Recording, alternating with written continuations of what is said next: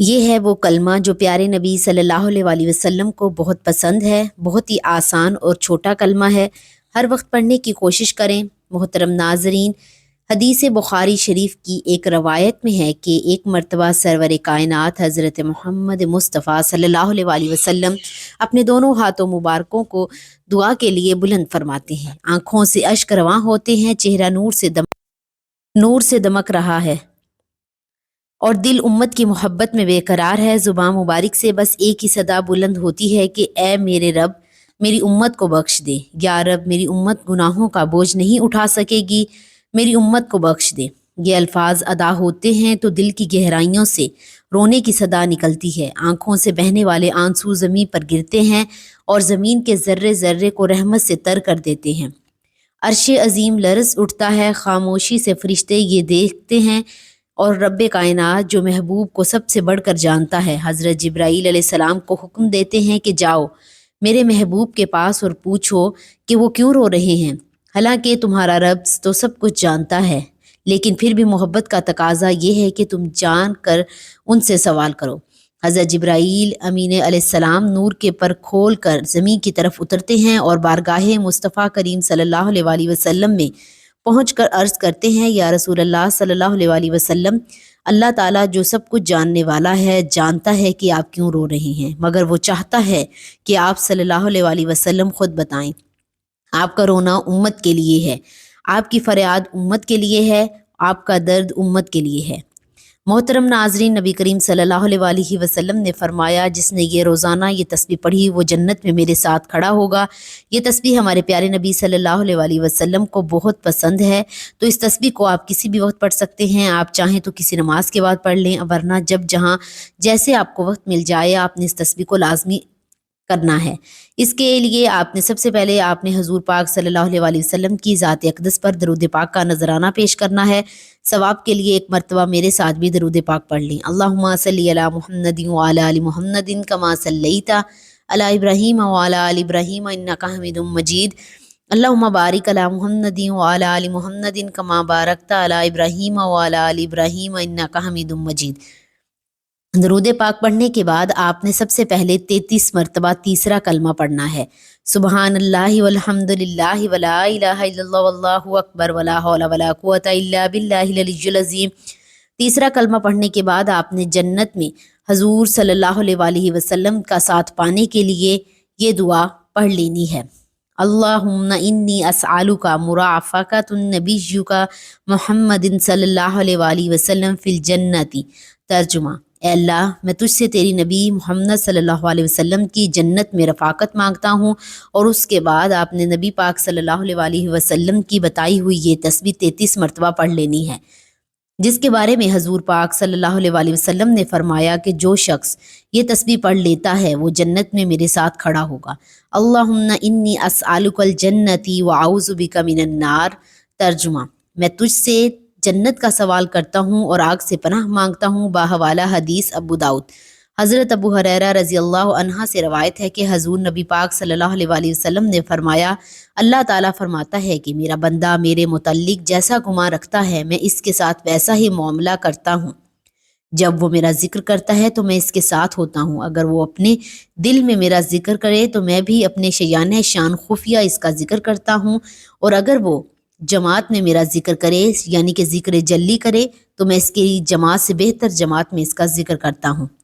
اگر وہ ایک بالشت میرے نزدیک آئے تو میں ایک بازو کے برابر اس کے نزدیک ہو جاتا ہوں، اگر وہ ایک بازو کے برابر میرے نزدیک آئے تو میں 2 بازوؤں کے برابر اس کے نزدیک ہو جاتا ہوں، اور اگر وہ میری طرف چل کر آئے تو میں اس کی طرف دوڑ کر آتا ہوں۔ حضرت ابو داؤد رضی اللہ تعالیٰ عنہ سے روایت ہے کہ حضور نبی کریم صلی اللہ علیہ وسلم نے فرمایا، کیا میں تمہیں تمہارے اعمال میں سے سب سے اچھا عمل نہ بتاؤں جو تمہارے مالک کے ہاں بہتر اور پاکیزہ ہے، تمہارے درجات میں سب سے بلند ہے، تمہارے سونے اور چاندی کی خیرات سے بھی افضل ہے، اور تمہارے دشمن کا سامنا کرنے یعنی جہاد سے بھی بہتر ہے۔ تم انہیں قتل کرو اور وہ تمہیں۔ صحابہ کرام رضی اللہ تعالیٰ عنہ نے عرض کیا، کیوں نہیں؟ آپ صلی اللہ علیہ وسلم نے فرمایا، وہ عمل اللہ کا ذکر ہے۔ حضرت معاذ رضی اللہ عنہ سے روایت ہے کہ ایک آدمی حضور نبی کریم صلی اللہ علیہ وسلم سے پوچھا، کون سے مجاہد کا ثواب زیادہ ہے؟ آپ صلی اللہ علیہ وسلم نے فرمایا، ان میں سے جو اللہ تبارک و تعالیٰ کا ذکر زیادہ کرتا ہے۔ اس نے دوبارہ عرض کیا روزے داروں میں سے کس کا ثواب زیادہ ہے؟ آپ صلی اللہ علیہ وسلم نے فرمایا ان میں سے جو اللہ تبارک و تعالیٰ کا ذکر زیادہ کرتا ہے۔ پھر اس نے ہمارے لیے نماز، زکوٰۃ، روزہ اور حج اور صدقے کا ذکر کیا۔ حضور نبی کریم صلی اللہ علیہ وسلم ہر بار فرماتے رہے جو ان میں سے اللہ تبارک و تعالیٰ کا ذکر زیادہ کرتا ہے۔ حضرت ابو بکر رضی اللہ تعالیٰ عنہ نے حضرت عمر رضی اللہ تعالیٰ عنہ سے کہا، اے ابو حفص، اللہ تعالیٰ کا ذکر کرنے والے تمام نیکیاں لے کر گئے۔ رسول اللہ صلی اللہ علیہ وسلم نے فرمایا بالکل درست ہے، ذکر اللہ کی اہمیت، اللہ رب العزت ساری کائنات کا خالق اور مالک ہے، دن رات اللہ پاک نے بنائی، یہ کائنات اللہ پاک نے بنائی ہے، اللہ پاک کے حکم سے یہ کائنات وجود میں آئی ہے، اور اللہ رب العزت جب چاہیں گے یہ کائنات فنا ہو جائے گی، اللہ رب العزت کے سوا کوئی بھی نہیں رہے گا۔ اس دن اللہ پاک اپنی قدرت کا، اپنی شان کا اظہار کریں گے اور فرمائیں گے لمن الملک اليوم، آج کس کی حکومت ہے؟ کوئی جواب دینے والا نہیں ہوگا، اللہ رب العزت پھر خود ہی جواب دیں گے، للہ الواحد القہار، آج وہ واحد جو واحد لا شریک ہے، جس کی صفات میں کوئی شریک نہیں ہے، اس کی حکومت ہے۔ اللہ تعالیٰ کا نام کائنات کی روح ہے، اللہ کے نام کی بڑی عظمت ہے۔ جب تک ایک اللہ کا بندہ بھی ایسا رہے گا جو صرف اللہ کا نام لے گا، اللہ پاک اپنے تمام نام کی برکت سے اس دنیا کے نظام کو چلائے گا، اور جب اللہ اللہ کہنے والا واحد بندہ بھی دنیا سے رخصت ہو جائے گا تو پھر اللہ پاک اس دنیا کے نظام کو لپیٹ لیں گے کہ اب میرا نام لینے والا کوئی نہیں رہا، اب یہ دنیا بے مقصد ہو چکی ہے، بے فائدہ ہو چکی ہے۔ سو اللہ کے نام کی بڑی قیمت ہے، بڑا وزن ہے، اسی لیے کہ اللہ بڑے ہیں، اللہ کا نام بھی بڑا ہے، تو اللہ کا نام عظمت سے لینا چاہیے۔ اللہ پاک فرماتے ہیں الکبریاء، یہ عظمت، کبریائی اللہ کی چادر، اللہ کا تہمند ہے، کبریائی اللہ کے ساتھ خوبصورت لگتی ہے، یہ اللہ کا وصف ہے اور اللہ کی صفت ہے۔ تو ناظرین، آپ نے یہ عمل مکمل کرنے کے بعد آخر میں اتنا ہی درود پاک پڑھنا ہے جتنا وظیفہ شروع کرنے سے پہلے پڑھا تھا۔ اگر آپ چاہتے ہیں کہ آپ کو جنت میں حضور پاک صلی اللہ علیہ وآلہ وسلم کا ساتھ نصیب ہو تو آپ نے یہ عمل لازمی کر لینا ہے انشاءاللہ۔ اس عمل کی بدولت آپ کو پیارے آقا سرور انبیاء صلی اللہ علیہ وآلہ وسلم کی رفاقت نصیب ہوگی۔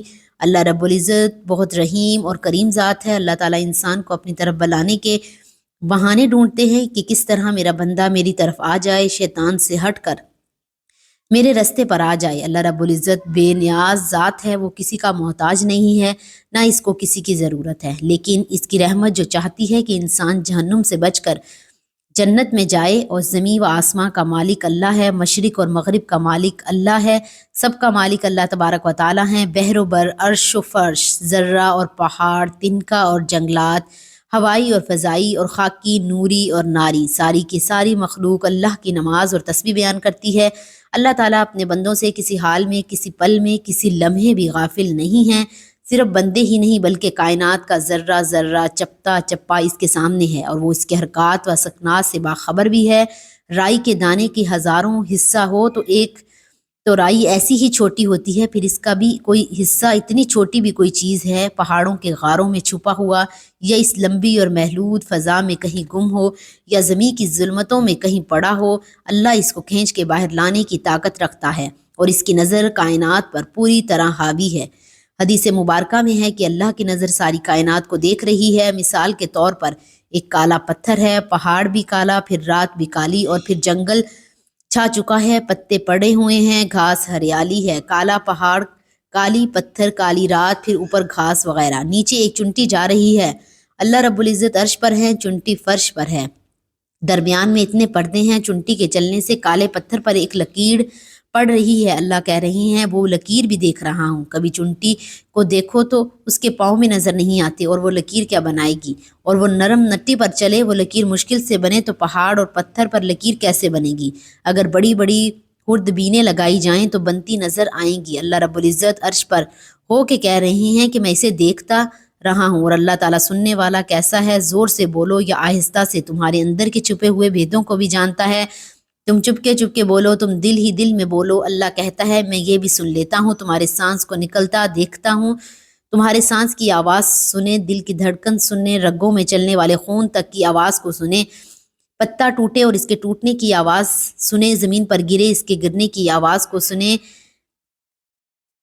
تہ خاک چلنے پر کیڑے کی آواز اور صدائیں سنیں، سمندر کی تہ میں چلنے والے مچھلی کی پکار اور صدا سنیں، ریت کا ایک ایک ذرہ، زمین کا ایک ایک ذرہ، درخت کا ایک ایک پتا، زمین کے اندر جو کچھ ہے سب کچھ اللہ تبارک و تعالیٰ کے علم میں ہے۔ محترم ناظرین، اللہ تعالیٰ کی تعریف کون کر سکتا ہے؟ اللہ تبارک و تعالیٰ خود اپنی صفات بیان کرتا ہے۔ اللہ کہتا ہے کہ سمندروں کو بنا دو، 7 سمندر بھی سیاہی بن جائیں، ساری دنیا کے درخت لے کر قلم بنا دیے جائیں۔ ایک سندول کے درخت سے کتنے قلم بن جاتے ہیں، سمندر سیاہی بن جاتی ہے، اور جنات لکھنے بیٹھ جائیں، فرشتے بھی لکھنا اسے شروع کریں تو اللہ رب العزت فرماتے ہیں کہ سمندر خشک ہو جائیں گے، قلم ٹوٹ جائے گی، میری تعریف ختم نہیں ہوگی، اتنی قلم اور سیاہی اور لے آئیں تو وہ بھی ختم ہو جائیں گی۔ اور اللہ وہ ذات ہے جسے سارا جہاں پکارے اور سنے، یہ نہیں کہے گا کہ باری باری بولو، یہ نہیں کہے گا کہ صرف عربی بولو، عربی زبان عربی ہے۔ اللہ تعالیٰ فرمائے گا جو زبان تمہیں آتی ہے وہی بولو، جو بھی زبانیں ہیں اس میں بولو، کائنات کی ساری زبانوں میں اپنے رب کو پکارو، میں تمہارا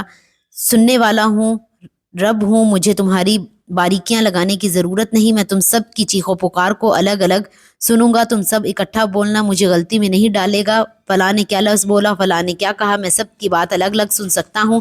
میرے محترم ناظرین، ایسی زبردست جان والے اللہ کی ماننا، اس کی نافرمانی کرنا، اس میں سراسر ہماری ہی ہلاکت ہے، ہمارا ہی نقصان ہے۔ اور اللہ کے نبی کہہ رہے ہیں کہ کل حساب ہونے والا ہے اور کوئی اس وقت عمل نہیں کر سکے گا۔ تو جو سب سے بڑی آفت اور مصیبت ہے کہ انسان یہ دنیا چھوڑ کر جاتا ہے، اتنے ارمانوں سے آپ لوگوں نے گھر بنائے ہیں، ہر شخص نے گھر بنائے ہیں، حتیٰ کہ چڑیا بھی گھونسلہ شوق سے بناتی ہے۔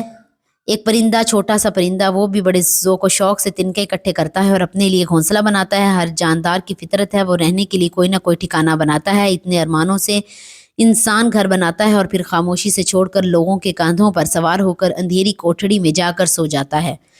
حبیب ابن عمر رحمۃ اللہ علیہ تابعی ہیں، صحابہ کرام اللہ علیہ اجمعین کے شاگرد، بڑے خوبصورت ہیں، قید ہو گئے، کل 10 آدمی تھے، انہوں نے قتل کر دیا اور ان کو پکڑ لیا۔ رومن سردار نے کہا کہ میں اس کو اپنا غلام بناؤں گا، قید میں لے لوں گا۔ کہنے لگا اگر تو عیسائی ہو جائے تو میں تجھے اپنی بیٹی دے دوں گا، تجھے اپنی ریاست میں حصہ بھی دوں گا۔ انہوں نے فرمایا تو اگر سارا جہاں بھی دے دے یہ نہیں ہو سکتا، کفر تو بے حیا ہوتا ہے، حیا تو سراسر اسلام میں ہے۔ اس نے اپنی بیٹی سے کہا کہ اس سے بدکاری کرو، جب یہ اس رخ پر آ گئے تو اسلام بھی چھوڑ جائے گا۔ روم کی لڑکی تھی، ادھر روم کا حسن، ادھر عرب کی جوانی، آگ بھی تیز ہے اور قوت بھی جواں، 2 ہیں، تیسرا بھی کوئی نہیں۔ اب یہاں ساری رکاوٹیں ختم ہیں اور وہ عورت دعوت دے رہی ہے اور یہ نوجوان اپنی نظر جھکانے کی لذت چکھے ہوئے ہیں، اسے پاک دامنی کی لذت کا پتہ ہے، لہٰذا اس کی نظر اٹھنے کا نام ہی نہیں لیتی۔ اس نے سارے جتن کر مارے، اپنے حسن کا ہر تیر آزمایا، اپنے مکر کا ہر جال پھینکا، لیکن پاک دامنی کی تلوار نے ہر جال کی ہر تار کو ہر تار کر دیا اور ہر تیر کو بیکار کر دیا۔ آخر 3 دن کے بعد اس نے ہتھیار ڈال دیے، کہنے لگی اللہ کے بندے یہ تو مجھے بتا کون سی چیز ہے تجھے روکتی ہے، وہ کون ہے جو تجھے روکتا ہے؟ آج تیسرا دن ہے، تو نے مجھے نظر اٹھا کر نہیں دیکھا، روکنے والا کون ہے؟ اس نے کہا مجھے روکنے والا وہ ہے جو نہ سوتا ہے نہ اونگتا ہے، نہ مجھ سے غافل نہیں، اس سے میں غافل نہیں ہوں، اور وہ رب ہے جو عرش پر بیٹھا مجھے دیکھ رہا ہے کہ میری محبت غالب آتی ہے یا شہوت غالب آتی ہے، مجھے آگے کرتا ہے یا شیطان کو آگے رکھتے ہیں۔ اے لڑکی، مجھے میرے رب سے حیا آتی ہے، اسی لیے میں نے اپنی طاقت کو روک رکھا ہے۔ وہ لڑکی باہر نکلی، باہر نکل کر اس نے اپنے باپ سے کہنے لگی آپ نے مجھے اس پتھر کے پاس بھیجا، اس لوہے کے پاس بھیجا جو نہ دیکھتا ہے نہ کھاتا ہے، کہاں سے گمراہ کروں؟ دعا ہے کہ اللہ تعالیٰ نیکی کی بات کو سننے، سمجھنے اور اس پر عمل کرنے کی توفیق عطا فرمائے، میرا سنانا اور آپ کا سننا اپنی پاک بارگاہ الہی میں قبول و منظور فرمائے، آمین۔ ناظرین، گزارش ہے کہ اللہ تعالیٰ کے 99 ناموں میں سے کوئی ایک نام لکھ کر کمنٹس میں ضرور شیئر کریں۔ اللہ تعالیٰ ہم سب کا حامی و ناصر ہو، آمین۔ جزاک اللہ۔